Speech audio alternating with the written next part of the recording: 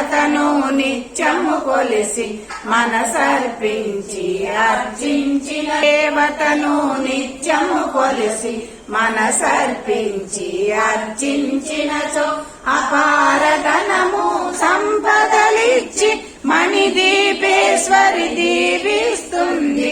గట్టిన వారు మణిదీప వర్ణన 9 సార్లు చదివిన చాలు అంతా శుభమే.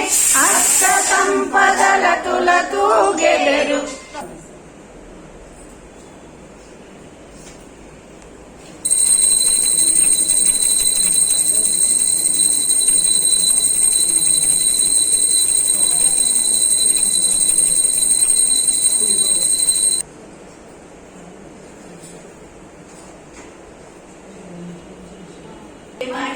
మణిదీపనివాసిని ముల్లోకాలకు మూల ప్రకాశిని మణిదీపములో మంత్రరూపిణి మన మనసులలో కొలువై ఉంది.